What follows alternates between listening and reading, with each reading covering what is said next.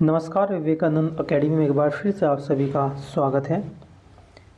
आज हम पढ़ेंगे सविनय अवज्ञा आंदोलन से संबंधित एमसीक्यू। बंगाल में किसने अखिल बंगाल सविनय अवज्ञा परिषद का गठन किया था? इसका आंसर है जे.एम. सेनगुप्ता के द्वारा किया गया था। बंगाल में जे.एम. सेनगुप्ता ने अखिल बंगाल सविनय अवज्ञा परिषद का गठन किया था।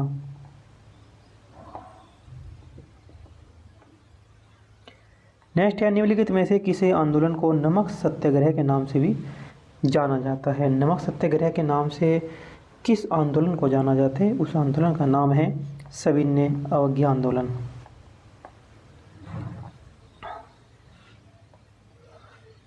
नमक सत्याग्रह या डांडी मार्च का आयोजन महात्मा गांधी जी के द्वारा अंग्रेज सरकार के नमक पर कर लगाने के कानून के विरोध में आयोजित किया गया था। नमक सत्याग्रह की शुरुआत जो है 12 मार्च 1930 को साबरमती आश्रम अहमदाबाद से हुई थी। 24 दिनों की यात्रा के उपरांत गांधी जी ने 6 अप्रैल को डांडी पहुंचकर अंग्रेजों का बनाया नमक कानून तोड़ दिया और भारत छोड़ो आंदोलन का आरंभ 8 अगस्त 1942 को महात्मा गांधी जी के आह्वान पर ही किया गया था।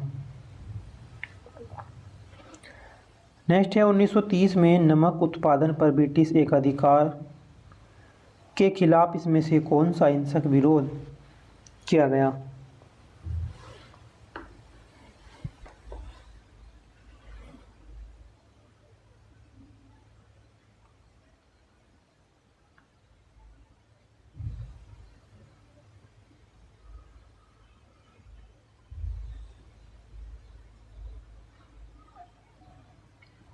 ऑप्शन नंबर डी है डांडी यात्रा।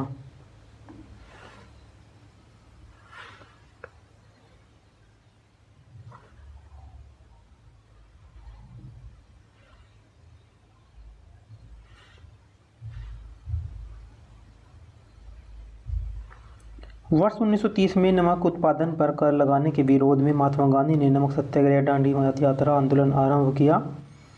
यह औपनिवेशिक भारत में ब्रिटिश नमक एकाधिकार के खिलाफ कर प्रतिरोध और अहिंसक विरोध की प्रत्यक्ष कार्रवाई अभियान के रूप में गुजरात के साबरमती आश्रम में डांडी तक ये 78 विश्वस्त स्वयंसेवकों के साथ 24 दिवसीय यात्रा 12 मार्च से 6 अप्रैल 1930 तक कर ब्रिटिश राज के नमक कानून को तोड़ने का ही कार्य किया था। महात्मा गांधी ने साबरमती से लेकर डांडी तक प्रसिद्ध नमक मार्च शुरू किया था। डांडी गुजरात के किस जिले में स्थित है?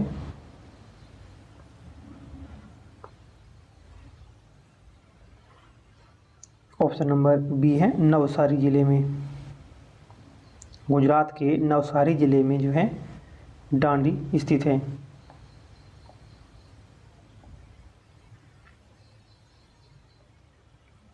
निम्नलिखित में से किस आंदोलन का आरंभ डांडी यात्रा से हुआ? ऑप्शन नंबर बी है सविनय अवज्ञा आंदोलन का जो आरंभ हुआ था वो डांडी यात्रा से हुआ था। डांडी यात्रा की शुरुआत 12 मार्च 1930 से अहमदाबाद के साबरमती आश्रम से हुई और 6 अप्रैल 1930 को गांधी जी ने अपने 78 सहयोगियों के साथ डांडी पहुंचकर नमक कानून तोड़ दिया और यही सविनय अवज्ञा आंदोलन 1930 की शुरुआत की गई।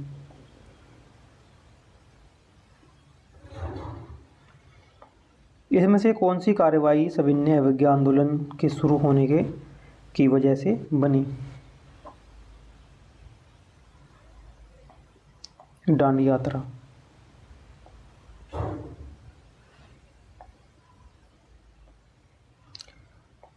वर्ष 1930 में स्वतंत्रता दिवस मनाने के बाद गांधी जी के नेतृत्व में सविनय अवज्ञा आंदोलन की शुरुआत हुई और इसकी शुरुआत गांधी के प्रसिद्ध डांडी मार्च से शुरू हुई।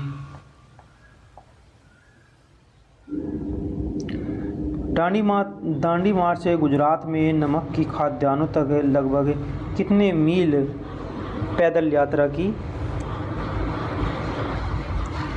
240 मील तक, 240 मील तक जो है इन्होंने पैदल यात्रा की। 12 मार्च 1930 को महात्मा गांधी ने साबरमती आश्रम से इस सत्याग्रह की शुरुआत की थी। साबरमती आश्रम से 12 मार्च 1930 को साबरमती आश्रम से इस सत्याग्रह की शुरुआत की थी और यह यात्रा साबरमती आश्रम से 240 मील दूर गुजरात के दांडी नामक तटीय कस्बे में पहुंचकर समाप्त हुई। 6 अप्रैल 1930 को वे दांडी पहुंच गए। नेक्स्ट है, नमक पर ब्रिटिश एकाधिकार का विरोध करने के लिए गांधी जी ने किस वर्ष में समुद्र तक दांडी मार्च शुरू किया था? Option number C 1930।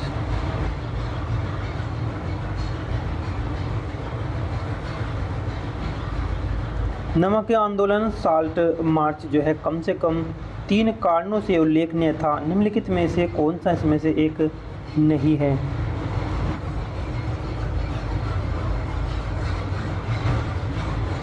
Option number है बी, भारत की युवा आबादी स्कूलों में जाने लगी। ऐसा इसमें बिल्कुल भी नहीं था।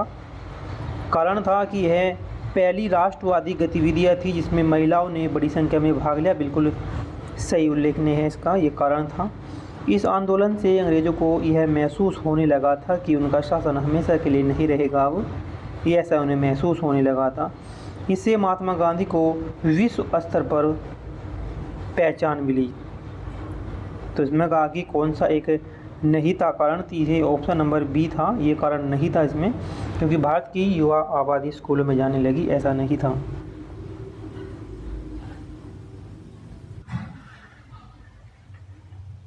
दांडी यात्रा के संबंध में निम्नलिखित में से कौन सा तथ्य सही नहीं है? स्वयंसेवक प्रतिदिन 20 मील की यात्रा करते थे। यह 78 स्वयंसेवकों के साथ आरंभ किया गया था, ये बिल्कुल